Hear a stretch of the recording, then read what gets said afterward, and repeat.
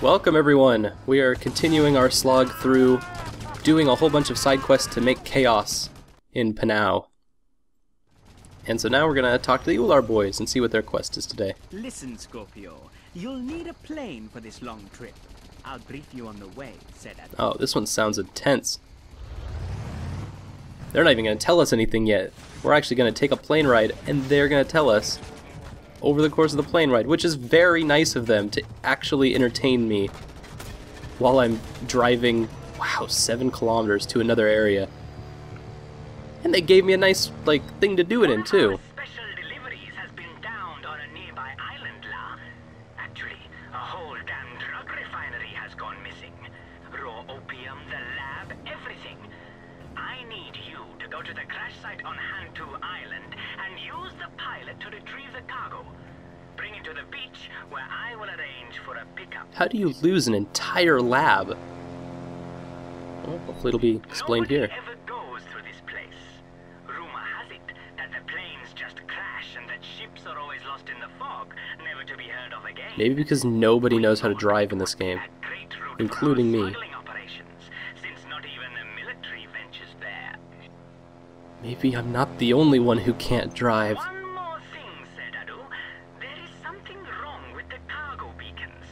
They are being blocked somehow. It is perhaps that ancient curse that my grandparents told me of. A mystery. They say the island is haunted by the souls of dead cannibals. Don't think I've ever seen a dead cannibal's soul before. Scooby-Doo and Rico are on the case. Signals? What is this? Rio Grande? Nobody knows what you're talking about. Nobody knows what that means, Rico.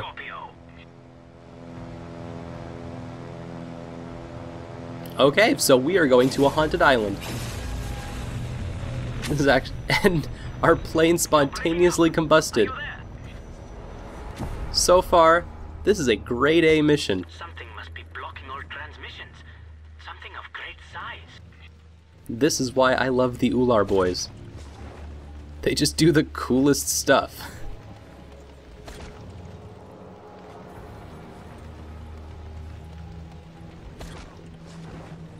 Boy, am I glad to see you, friend. What's up?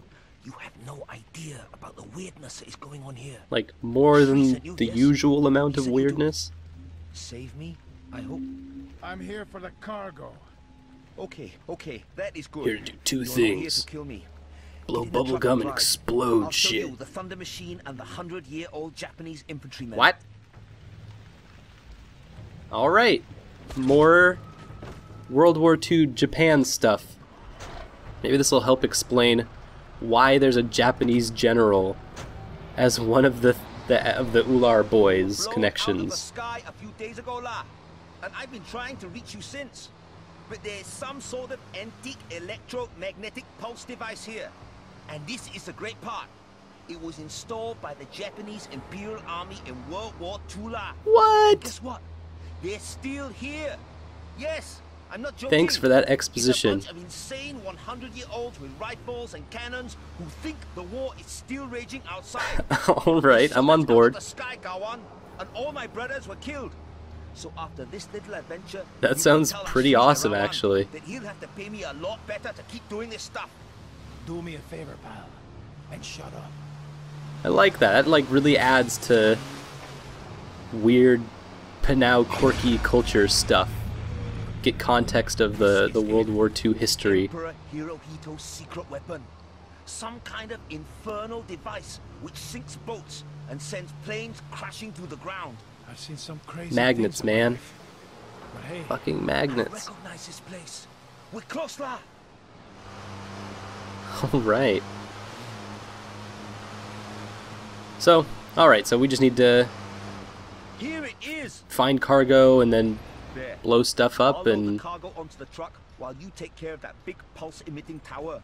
Its power is supplied by the 2 smaller towers, so naturally you will have to take care of those first. Good luck. We're gonna free this island from its apparently Japanese World War II invaders. So I'm kind of fascinated by the Panau culture. It's kind of like every culture that the game wants it to be all at once.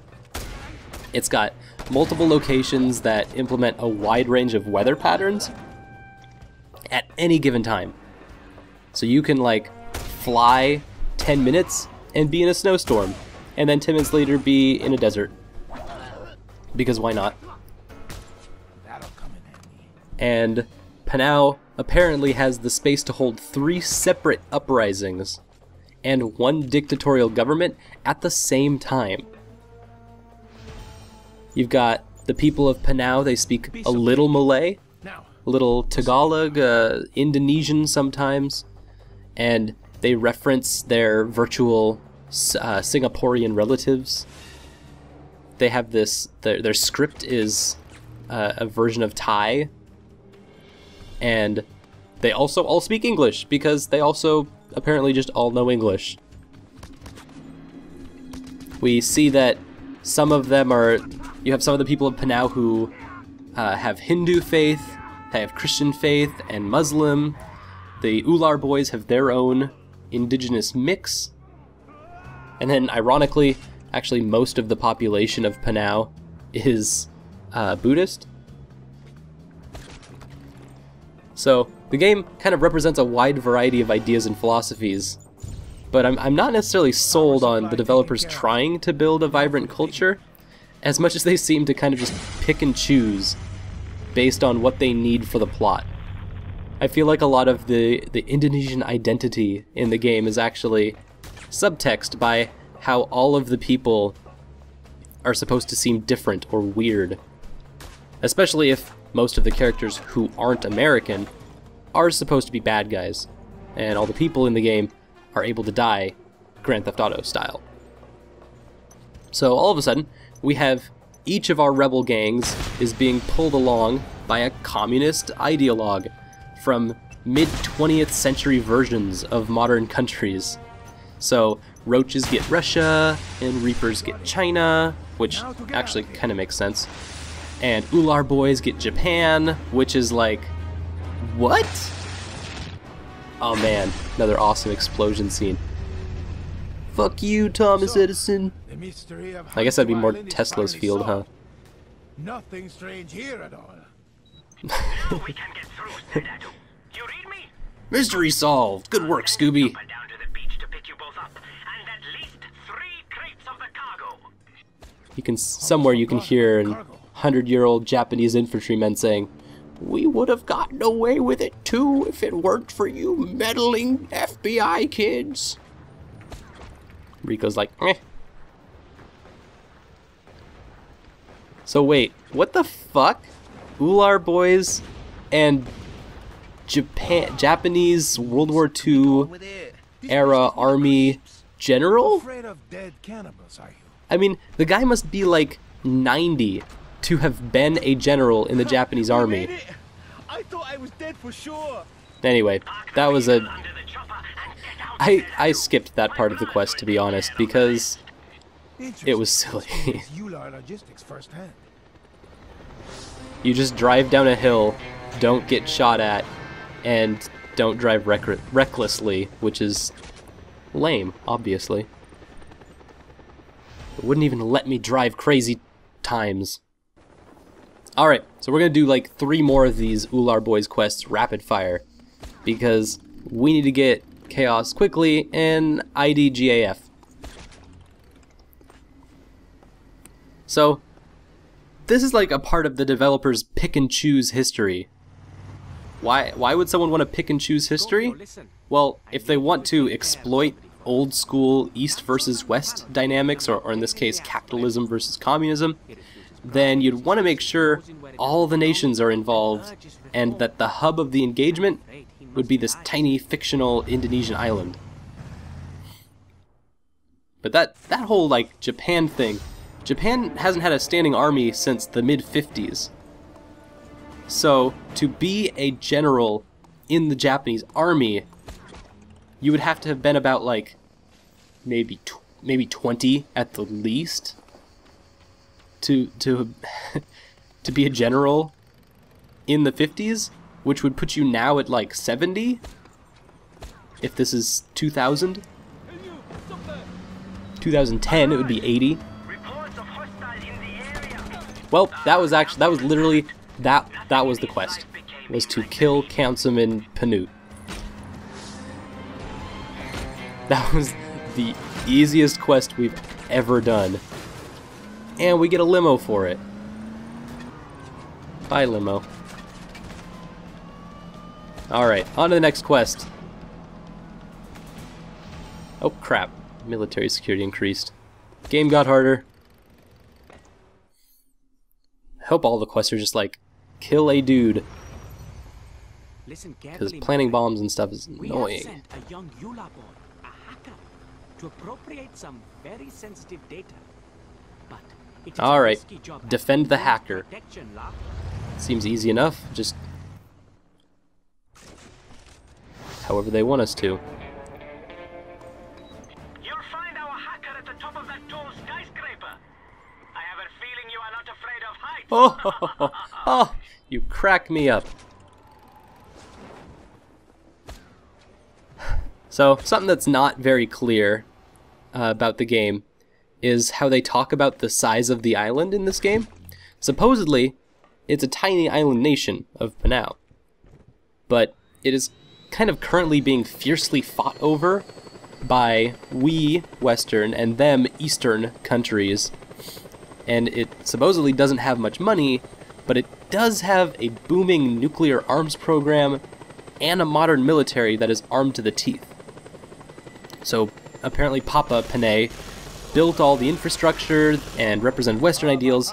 Baby comes in and breaks everything and hates his dad and represents Eastern ideals, and thus the white star flag. I'm not totally sure.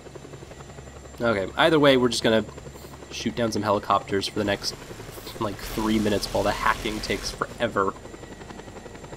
So, I guess my point with this kind of culture rant is that we have this really cool Pacific Island culture that represents a lot of different Pan-Asian influences, and then it all just gets muddled down in a really antiquated fight of the commies versus the Yankees.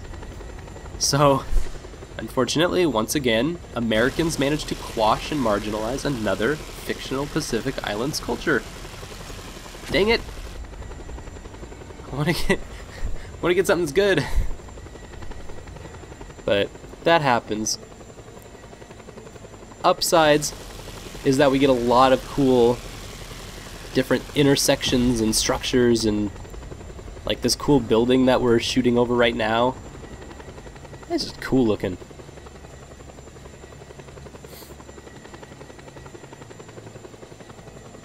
Oh my god, hack slower, please.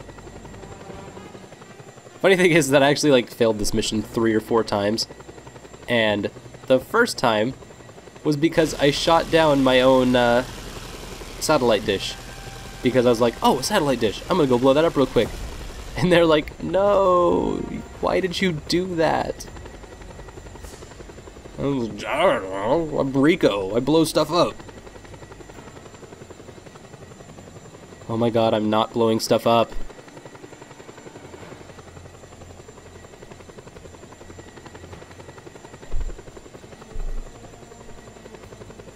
And it's over. Whatever. Wasn't even another helicopter to shoot down. Ha-ha! That is the result we hoped for. My I gratitude is don't have context for any kind of success that you may have had, because you didn't really tell me much for this mission. Just that hacker needs to hack. Alright, $10,000. I'm gonna go blow all this on planes that I'm gonna drive into the ocean. Aight, so that was one more. That was like 3 missions so far. Wonder if we can fit 2 more in.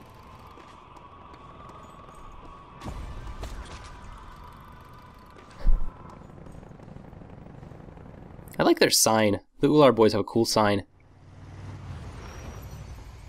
Those have a really weird and interesting history. Part of the pick and choose-ness is that I'm kind of explaining. I was trying to do research and looking over the... Alright, this is another kill a dude. Rico's day in court. So we're gonna kill some people who are about to testify against the Ular Boys. The witnesses will be heavily guarded. The roof may provide a better vantage point, Senator. Why are they outside? They should not be outside. Funny thing is if they stayed inside, there would be nothing I could do about that except for blow up the building they're in, which would kind of defeat the purpose. Seriously, if they were inside, Rico could not do anything about it. Oh, parachute. You're killing me. Sheesh. There they are. Kill them for me. So, oh god, what was I saying? Something about picking and choosing and... Oh my god, I've lost my entire train of thought. Hey, there's a colonel over there. These guys are kind of fun to kill. Kinda. I mean, more than usual. You just hit them in the head a couple times and they go away, and you get a whole bunch of chaos for it.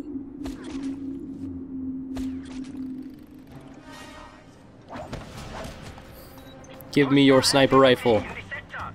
All units report to location. Oh crap, there's like snipers everywhere. Oh wait, no, they're running away. Ah, I couldn't remember all the controls for zooming in and stuff in time. How about this guy? Shoot. It seems the capsters will speak after all. Curse your eyes, sir. Curse your eyes.